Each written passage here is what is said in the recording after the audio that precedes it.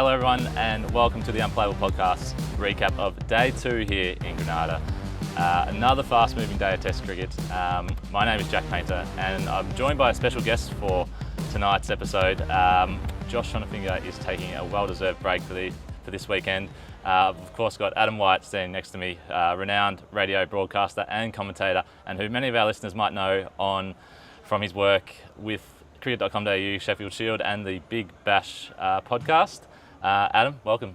Thank you, Jack. It's the surge. You've got to get that right. Nigel Hunt would kill me if I didn't say that. So, yes. No, looking forward to having a chat to you. It's been an amazing day of cricket again. It just keeps surprising us. It does, yeah. So Australia 2 for 12 after a tricky closing session there. They had to survive 35 minutes and their openers, Usman, Khawaja and Sam Konstas, couldn't quite do it. They'll go in with a 45-run lead to day 3. What do you make of that last little period there?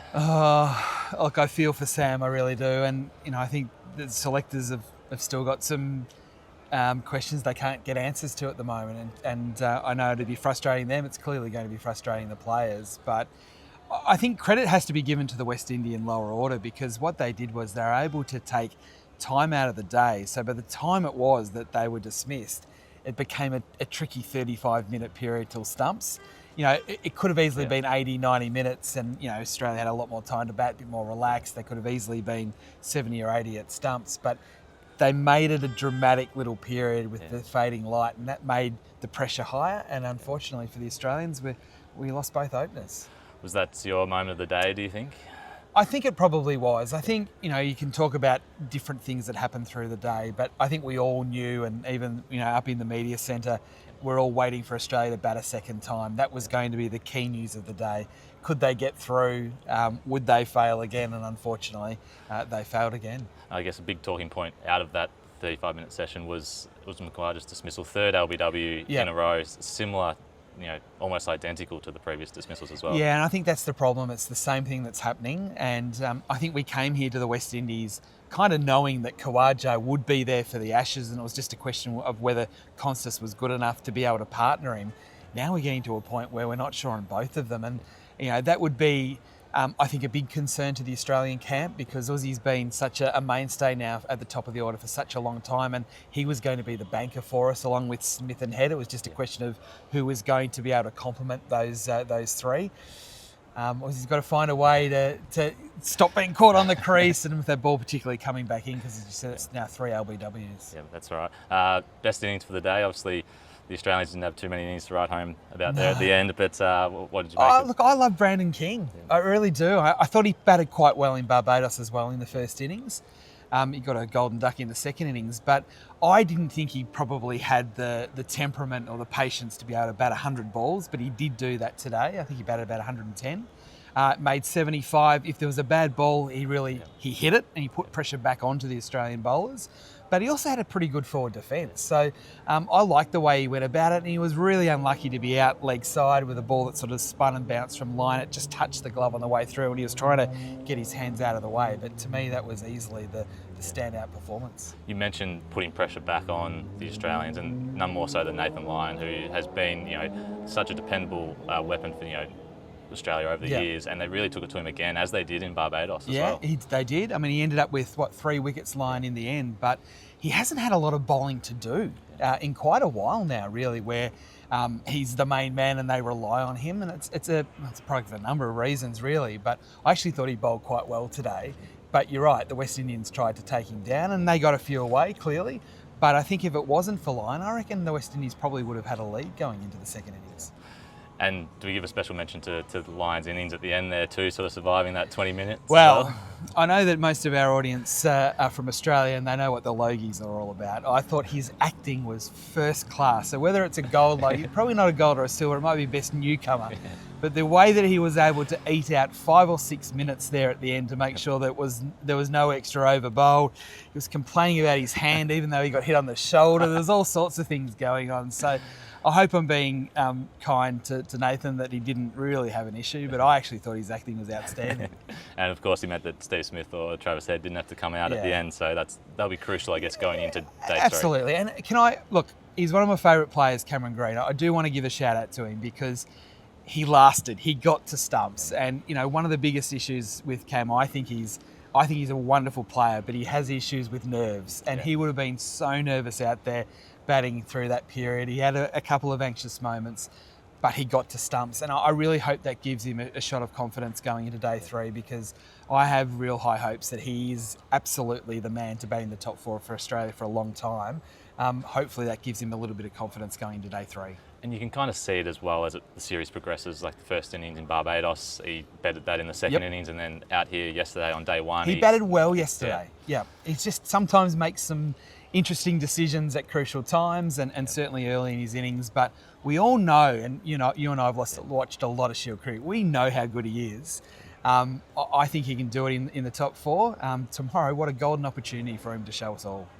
Best spell, we obviously touched on Jaden Seals there at the end with those 2 wickets. What about Pat Cummins sort of during the middle section? Yeah, I thought, look, the game was sort of, I wouldn't say it was getting away from Australia, but they were certainly struggling.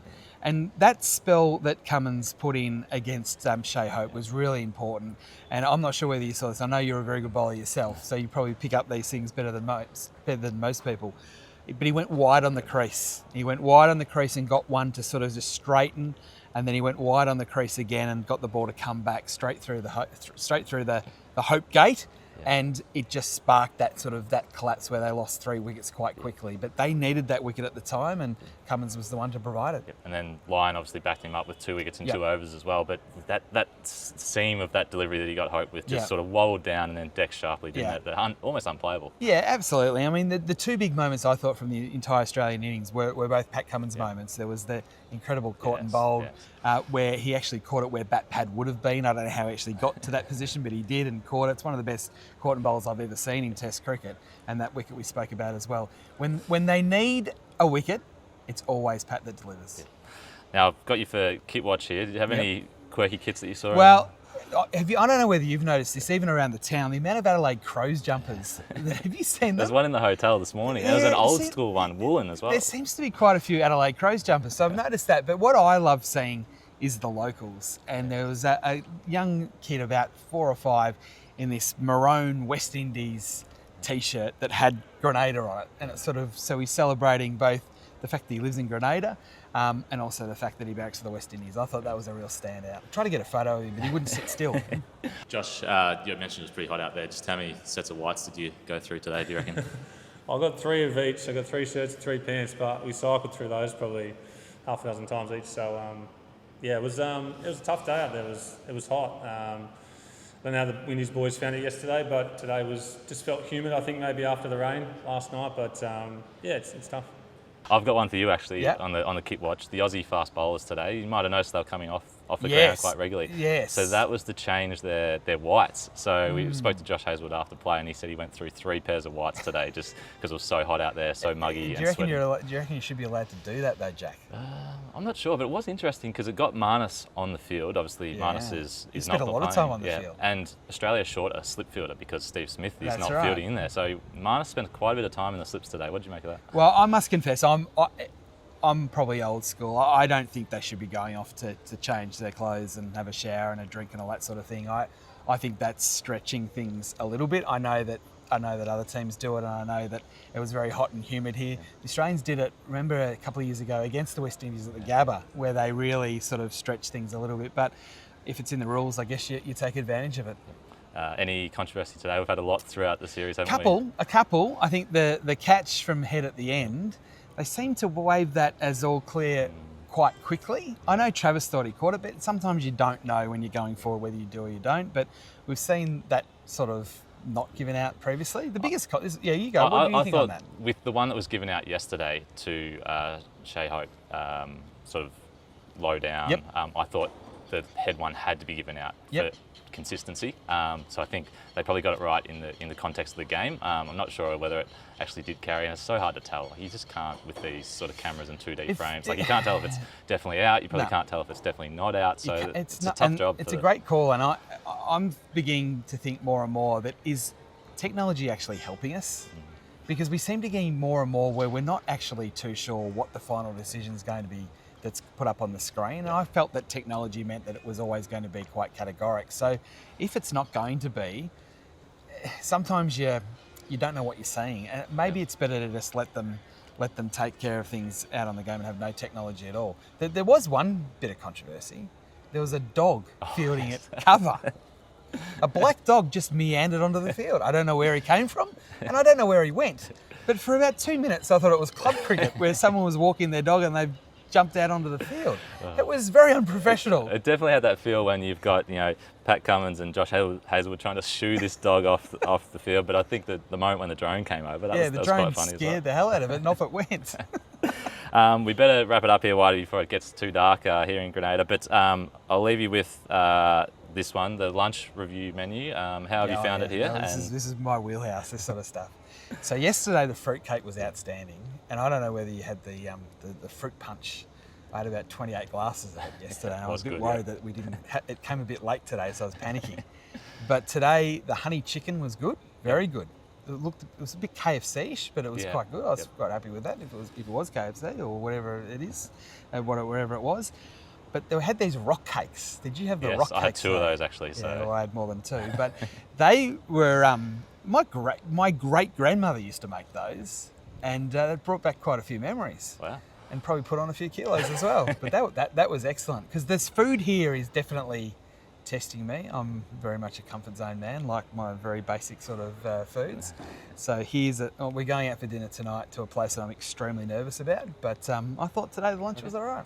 Well, you've heard it here, more rock cakes tomorrow. Hope so please do join us again for another edition of the Unplayable podcast, where we'll wrap up how it's gone on day 3 as the Aussies resume at 2 for 12, looking to put a score on the board for the Windies to chase. Massive day tomorrow.